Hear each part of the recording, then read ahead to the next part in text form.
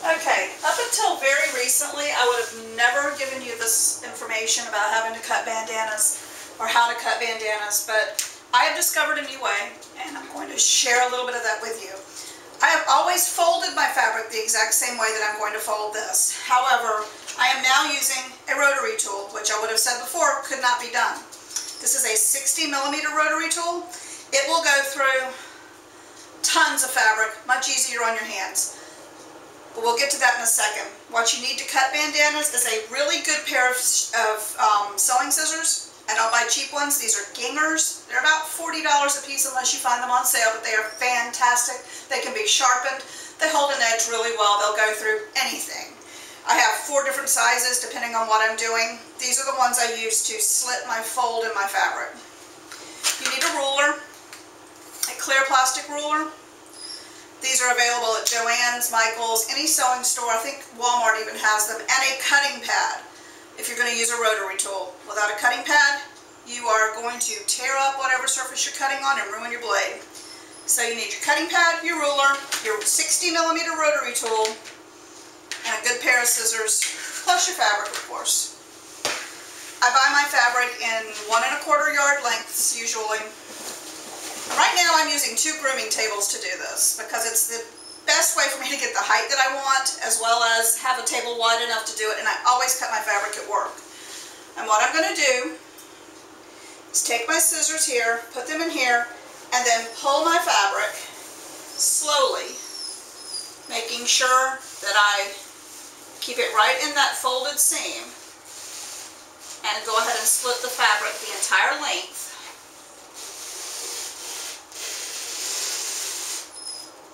Of what I have, and I do believe I have over 5 yards of this piece. I bought what was left on the bolt. Would have bought more of it because I really like it. And it's not something we have to put away at the end of football season, basketball season, what have you. We can use it year round. And there we go. It's now split into 2 sections. I'm going to take my 2 ends, put them together.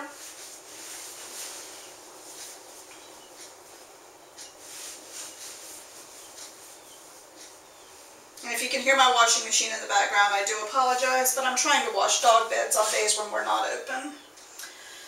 So now I have my ends together. I'm going to do it one more time. This is going to give me 8 layers of fabric.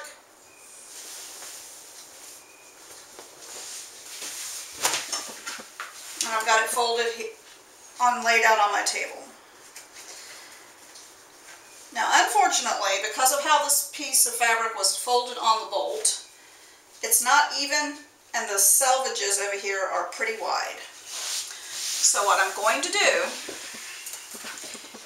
and I'm going to lose a little bit of fabric doing this, but to make it easier, because I sew mine, and even if you didn't sew, you're still going to want to remove these selvages, I'm just going to take off about 1 inch on this side.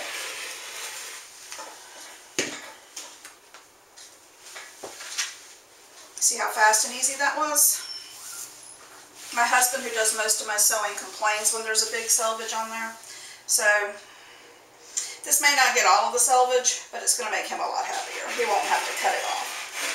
Oh, my washer says it's done.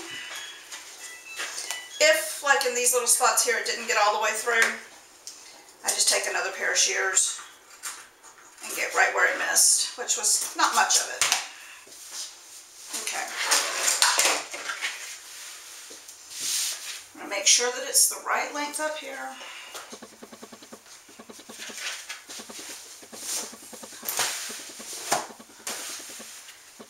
Now we have that done. I'm going to open it back up.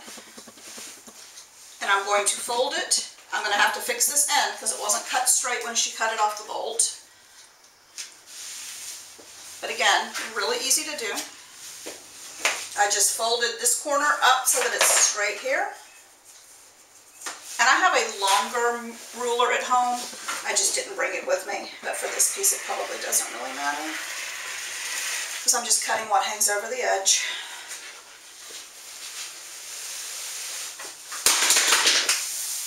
Try to avoid doing that, but I do stuff like that all the time. And then here, you simply cut across. Again, if it doesn't go all the way through, which I'm not pushing right now. My right hand is killing me from working this week because we were super busy. Fold that up out of the way. And here you have 8 large ones, if you want to leave it this way. You simply cut this side here, which you can actually do this way instead. You just cut it in half either direction and it's going to give you 8 large ones.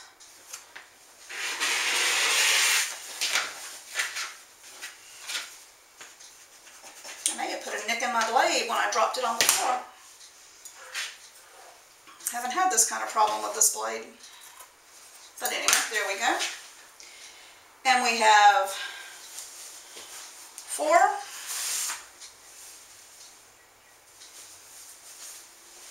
Eight larges. Now, 8 larges out of, I believe, 1 1/4 yards of fabric. Now, because I don't want to keep all of them in larges, you then line up your points. If you're going to cut them in bulk, you line up your points at the bottom, because there may be some slight variation in the shape. But you line up your points.